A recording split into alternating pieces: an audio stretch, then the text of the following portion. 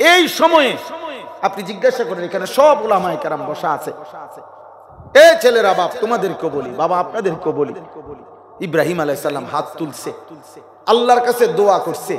কি চাইছে দোয়ার মধ্যে?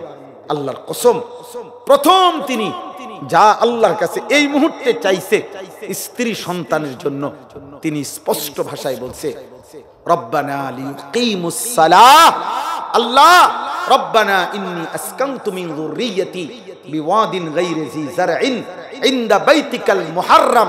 আল্লাহ, ঘাসপালা তরুলতাহীন একটি মরুভূমিতে আপনার ঘরের পাশে আমার বিবি বাচ্চাকে আমি রেখে যাচ্ছি।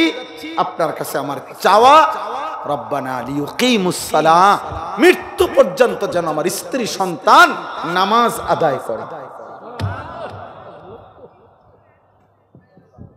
কি চাইছে বলেন না?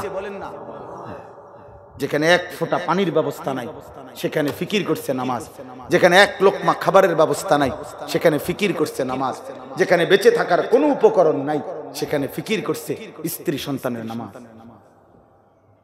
স্ত্রী সন্তানের নামাজ।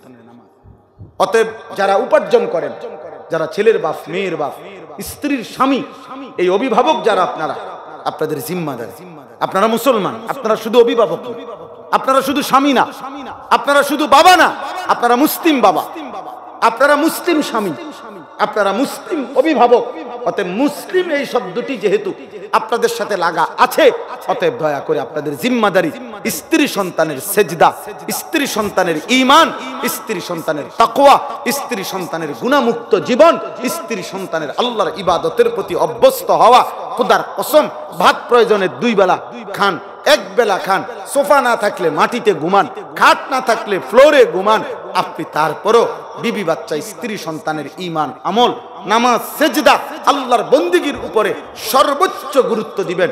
জান যায় যাক, আমার স্ত্রী সন্তান যেন বেনামাজি না হয়, এই হবে মুমিনের স্বপ্ন। বলেন ইনশাআল্লাহ, বলেন ইনশাআল্লাহ, বলেন ইনশাআল্লাহ, চেষ্টা করবেন ইনশাআল্লাহ।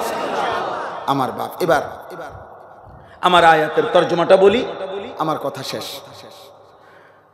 আমি শুধু এতগুলো কথা বলার পরে এবার একটা কথা হলো, এই যা বললাম আমাদের উচিত করণীয়, যে কিশোর যুবক ছেলে তোমাদেরকে বললাম, প্রিয় ভাই, নষ্ট হয়েও না, তোমরা নষ্ট হয়েও।